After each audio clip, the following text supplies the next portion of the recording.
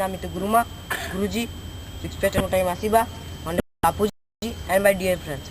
Namo Namo. Today I want to tell about today's fashion. I begin my talk with nothing incident related to Gandhiji. Gandhi had just returned from the South Africa and was on a tour of India. He arrived in Bihar. He was about to enter a house when one of the three women from the room said, "Gentlemen, don't come into the room. We three are in a state of nakedness, and there is only a one sari between us and is used as a curtain." જેને કોઈ તમન્ના નથી, તમન્ના છે તો માત્ર ધર્મ સંસ્કૃતિ અને રાષ્ટ્રના રખુપા તૈયાર કરવાની. જેને કોઈ સ્પૃહા નથી, સ્પૃહા છે તો માત્ર ઝટપટ મોક્ષ પામવાની. જેને કોઈ ચિંતા નથી, ચિંતા છે તો માત્ર નવી પેઢીઓનું ઘડતર કરવાની. જેને કોઈ આકાંક્ષા નથી, આકાંક્ષા છે તો માત્ર નવી પેઢીઓનું ઘડતર કરવાની. જેને કોઈ ચિંતા નથી, ચિંતા છે તો માત્ર ઝટપટ મોક્ષ પામવાની. એવી મારી વાલી પ્રાણ પ્યારી સૌની આપણા સૌની ઉપકારી ગુરુમાના ચરણોમાં કોટી કોટી વંદન તથા અહીં ઉપસ્થિત ભવ્ય કીર્તિ ગુરુજી એ મારા મથ્યાનો નામી તથા મોટા માસીબા તથા બાપુજી નવો નવો. આજના મારા વક્તવ્યનો વિષય છે ફેશન કો છોડ દો. વક્તવ્યની શરૂઆત ગાંધીજીના પ્રસંગથી કરીશ. જેમને ટાઈ બરાબર પહેરવામાં અને સૂટ પેન્ટમાં સજ્જ થવામાં ઘણો સમય જતો હતો એવા ગાંધીજી આફ્રિકાથી આવ્યા બાદ ભારત દર્શન કરવા નીકળ્યા. ત્યારે તેઓ બિહાર ગયા અને ત્યાં જ એક ઝૂંપડામાં બેસેલી 3 સ્ત્રીઓમાંથી એકે કહ્યું, "ભાઈ, અંદર નહીં આવતા. અમે 3 બહેનો સાવ નિર્વસ્ત્ર છીએ. અમારા 3 વચ્ચેનો આ એક જ સાડલો પડદા રૂપે ટીંગાડી રાખ્યો.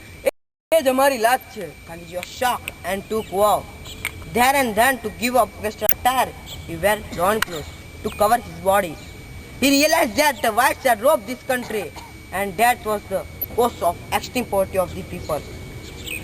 When he attended Round Table Conference in London, he was dressed in a dhoti. And when Churchill made fun of him, created saying, "If we are naked, you are responsible. For God's sake, leave our country." આ હૃદય વાક્ય સાંભળીને ગાંધીજીને ખૂબ જ દુઃખ થયું અને તેમણે તેમની આંખોમાંથી આંસુ વહેવા લાગ્યા. તેમણે તે ક્ષણે સૂટ પેન્ટ અને શર્ટનો ત્યાગ કરીને પોતળી અને ખેસ પહેરવાનું નક્કી કર્યું. આ કડજાળ ગરીબીના મૂળમાં ગાંધીજીને ગોરાઓએ રાજ કરીને ચલાવેલી ભયાનક લૂંટ દેખાઈ. જ્યારે ગાંધીજી લંડનમાં રાઉન્ડ ટેબલ કોન્ફરન્સમાં હાજરી આપવા ગયા ત્યારે ચર્ચિલે તેમની પોતાની મસ્કરી કરી.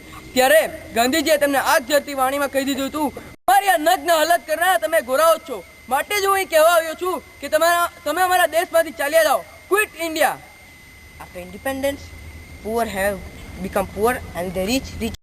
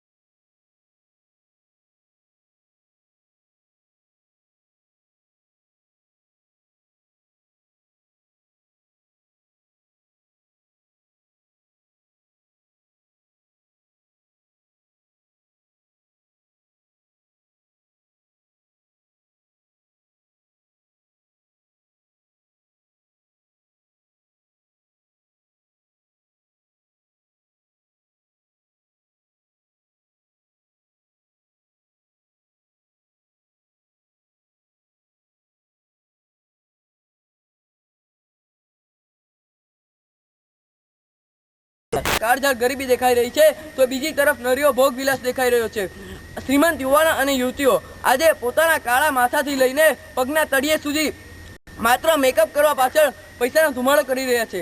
જ્યારથી આપણા દેશમાં જેન્ટ્સ અને લેડીઝ બ્યુટી પાર્લર ખુલ્યા છે ત્યારથી માત્ર યુવાન અને યુવતીઓ નહીં પરંતુ શ્રીમંત શેઠ-શેઠાણીઓ પણ પોતાના ચહેરાને આર્ટિફિશિયલ બનાવવા માટે ફેશિયલ કરાવવા બ્યુટી પાર્લરમાં જઈ રહ્યા છે. શ્રીમંત યુવાન અને યુવતીઓ સૌથી વધુ પ્રેમ કપડાં અને તેમના વાળ પર કરે છે.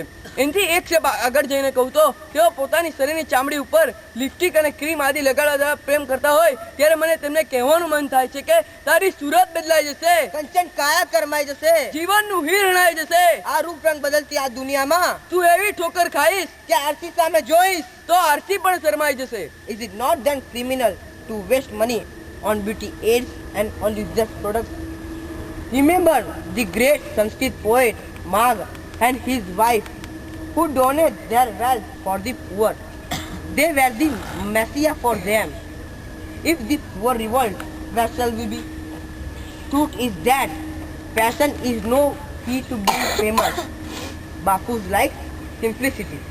જ્યારથી આપણા દેશમાં 3 વર્ષથી નાની ઉંમરના 30,000 બાળકો અને મોટી ઉંમરના 50,000 સ્ત્રી પુરુષો ભૂખમરાથી મરી રહ્યા હોય ત્યારે આપણા દેશના 45 કરોડ માણસોની માથાદીઠ આવક માત્ર 35 નયા પૈસા હોય અને જ્યારે બિહારમાં દર વર્ષે 1 લાખ બાળકોને ખરીદીને કતલખાનામાં કાપી નખાય છે અને તેમના વિવિધ અંગોને વેચીને 1,22,000 રૂપિયા મેળવવામાં આવે છે ત્યારે આપણા દેશમાંથી કોક મહાકવિ અને તેની પત્નીએ બહાર આવવું પડશે કે જે મહાકવિ પોતાના પિતાની અબજો રૂપિયાની સંપત્તિ ગરીબો પાસે ઠાલવી દે અને તેની કોઈ પણ કિંમતી વસ્તુ આપવામાં તેને સંકોચ ના થાય. તેની પત્ની તેનથી પણ સવાઈ હતી. બંને પતિ પત્ની ગરીબોના મસીહા બન્યા હતા અને જે ગરીબોની ઉપેક્ષા કરીને ફેશન અને વ્યસનમાં મસ્ત રહેવાનું પસંદ કરે છે એવા શ્રીમંત યુવાન અને યુવતીઓને મને કહેવાનું મન થાય છે કે ભૂખ્યા જનોનો જઠરાગ્નિ જાગશે, ખંડેરની ભસ્મ કરીને લાગશે. ભૂખ્યા જનોનો જઠરાગ્નિ જાગશે, ખંડેરની ભસ્મ કરીને લાગશે. અંતમાં મારે એટલું જ કહેવું છે કે જે કાળા વાળ એક દી સફેદ પડવાના જ છે, જે ગુલાબી ગાલ એક દી ફિક્કો પડવાનો જ છે અને જે શરીરના કણોમાંથી માત્ર મેલ જ નીકળતો હોય એવા શરીર ઉપર ક્રીમ અને લિપસ્ટિક આદિ લગાડીને પૈસાનો ધુમાડો કરવાની જરૂર નથી.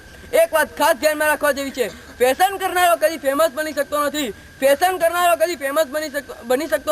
ફેમસ તો ગાંધી બાપુ જેવા સાદગી અપનાવનાર જ બની શકે છે. તો ચાલો આપણે સૌ આજથી જ ફેશનને દેશ છોટો આપી દઈએ. Thank you for having heard my speech silently and carefully. So I like to bow down before the God who stays in your soul. અંતમાં આપણા આત્મામાં રહેલા પરમાત્માને વંદન કરીને હું મારા વક્તવ્યને પૂર્ણ કરું.